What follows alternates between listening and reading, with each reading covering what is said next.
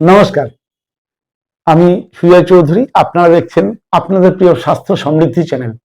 স্বাস্থ্য সমৃদ্ধি চ্যানেলে আজকে এমন একটা বিষয় নিয়ে আলোচনা করব, যেটা আমরা প্রত্যেকে অসুস্থ হলেই বলি শরীরে কোনো সমস্যা হয়েছে, ডাক্তারবাবুর কাছে গেছি, ডাক্তারবাবু কি খাবো। কিন্তু আমরা কখনোই বলি না বা জানার চেষ্টা করি না কি কি খাবো না। তাহলে আজকে সেটা নিয়েই আলোচনা শুরু করা যাক। এটা ধরে নিন আপনার ঘরে আগুন লেগেছে আর আপনি ফায়ার ব্রিগেড ডাকলেন, কিন্তু ও আগুন নেভানোর আগেই আপনি পাশে দাঁড়িয়ে তাতে তেল দিয়ে যাচ্ছেন। আগুন নিভবে না। ঠিক সেইভাবে আমাদের শরীর খারাপ হলেই আমরা খুঁজি কি খাবো যে আরাম পাবো, কিন্তু যেটা দিয়ে শরীরের বিপদটা তৈরি হয়েছে সেগুলো যদি আমরা লাগাতার সেই একইভাবে চালিয়ে যাই, তাহলে কি আমাদের আরাম আসবে? কিভাবে? এইটা শুধু জানার দরকার। একটা গল্প বলি।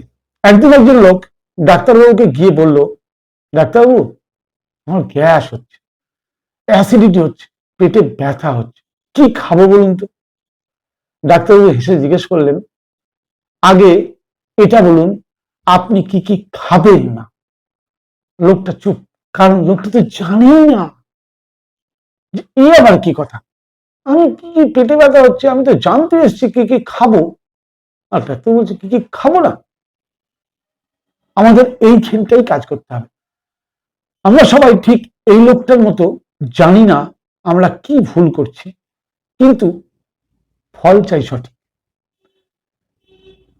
তাহলে এমন চারটে খাবার, যে চারটে খাবারের জন্য আমাদের এত বড় সমস্যা হচ্ছে, মাত্র চারটে খাবার, যার থেকে আমরা নিজেদেরকে যদি বিরত রাখতে পারি, আমরা বহু সমস্যা থেকে নিজেদেরকে বের করতে পারি।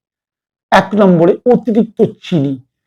গরম গরম অসুখ রেডি করার সবচেয়ে দ্রুত উপায়, একটু চিনি বেশি খান, খুব তাড়াতাড়ি অসুস্থ হয়ে যাবেন। কিন্তু চিনি খেতে সবার ভালো লাগে, খুব তৃপ্তিদায়ক, খুব মিষ্টি লাগে, কিন্তু ওই খুব মিষ্টির মধ্যেই লুকিয়ে আছে চরমতম বিষ। এটা ওজন বাড়ায়, ইনফ্লামেশন বাড়ায়, ফ্যাটি লিভার বাড়ায়। সবই এই যে রোগগুলো শুনলেন না, সবই এই চিনির বাচ্চা ভাই। অতএব চিনি থেকে নিজেকে যত পারবেন দূরে রাখুন। 2 নম্বরে আসছে তেলে ভাজা বা জাঙ্ক ফুড। শরীর বলে আমি একটু শান্তি চাই, আমরা কি দিই ভাই, এই নাও পাকোড়া, এই নাও সমোসা, এই নাও সিঙ্গাড়া, এই নাও চপ।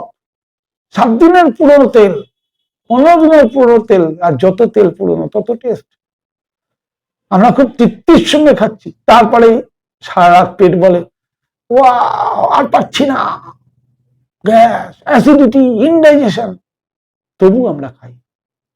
তাহলে অতিরিক্ত তেলে ভাজা আর জাঙ্ক ফুড থেকে নিজেকে দূরে রাখার দরকার। তৃতীয়ত বলবো রাতে দেরি করে খাওয়া। শরীর ঘুমাতে চায়, আমাদের শরীর সূর্য উঠলে ঘুম ভেঙে যায়, সূর্য ডুবলে শরীর ঘুমাতে চায়। ঘুমানো অর্থাৎ শরীরকে রিচার্জিং সিস্টেম। আমরা যেমন মোবাইলকে রাত্রিবেলা চার্জে দিই, সকালবেলা উঠে ফুল চার্জ দেখি, ঠিক সেরকম শরীরকে রিচার্জ করার বা রিজুভিনেট করার অর্থাৎ নতুন করে সৃষ্টি করার, সেটার সবচেয়ে বড় সময় হচ্ছে রাতে ঘুম। শরীর ঘুম চায়, আমরা কি দিই, রাইস, চিকেন, দই, রাত 11টা, 12টা, রাত 2টো। আজকাল তো বিভিন্ন অনলাইন যে ফুড সাপ্লাই চেন গুলো আছে, আমি নিজে দেখি রাত 2টোর সময় সেই বাইক নিয়ে দৌড়াচ্ছে কারো বাড়িতে খাবার ডেলিভারি দিতে। তাহলে এবার অত রাতে খেয়ে কি হচ্ছে, গ্যাস, অ্যাসিডিটি, অস্বস্তি, সব কিন্তু এবার একসঙ্গে ডিজে পার্টি শুরু করেছে।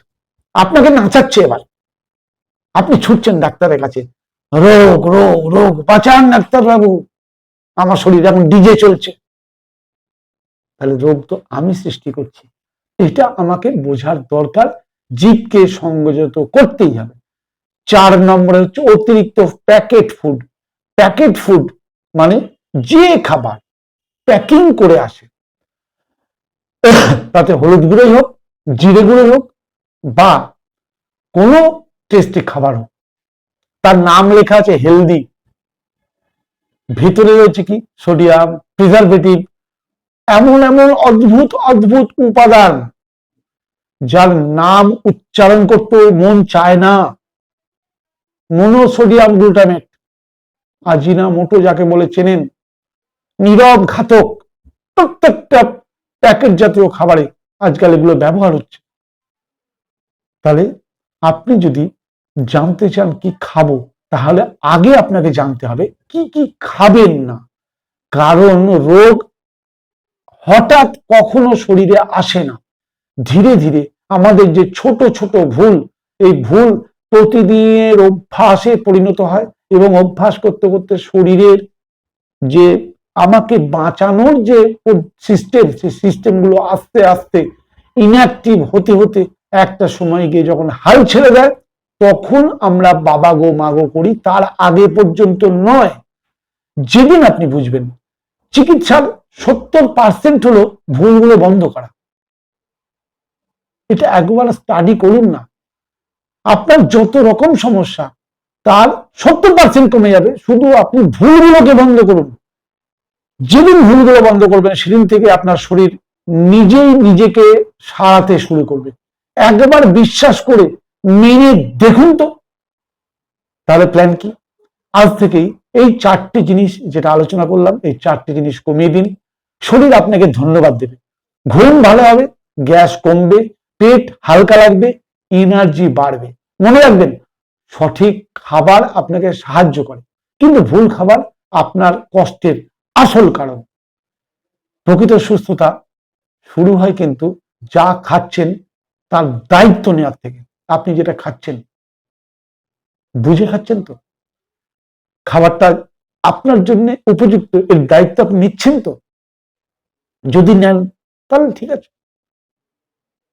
আর যদি আপনি জেনে শুনেও আপনি দায়িত্ব নেন, আমি ফাস্ট ফুড খাবো, জাঙ্ক ফুড খাবো, বেশি চিনি খাবো, টেস্ট বলছে তাই, তার জন্য আপনি দায়িত্ব নিয়েছেন তো, অতএব বইতে তো আপনাকে হবেই। এটাই আধুনিক বিজ্ঞানের মত। তাহলে আজকের আলোচনা থেকে আমরা কি বুঝলাম? রোগ নিয়ে চিন্তা করে লাভ নেই। রোগের কারণ আমি যাতে সৃষ্টি না করি, সেই জন্য আমার অনেক ভুলের আজকে মাত্র 4টে নিয়ম বললাম।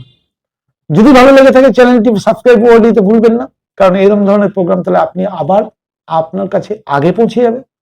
আর যদি আপনার মনে হয় যে আমি ঠিক বলেছি, লাইক করে জানান, কমেন্ট করুন কি জানতে চান আমার কাছে। আর যদি ভালো লেগে থাকে তাহলে আপনার আত্মীয় স্বজন বন্ধু বান্ধবের কাছে শেয়ার করে জানান যে সুস্থ থাকতে গেলে ওষুধ বিকল্প নয়, বিকল্প হচ্ছে আপনার লাইফস্টাইল পরিবর্তন, যেটাই আপনাকে প্রকৃত মুক্তির পথ দেখাতে পারে।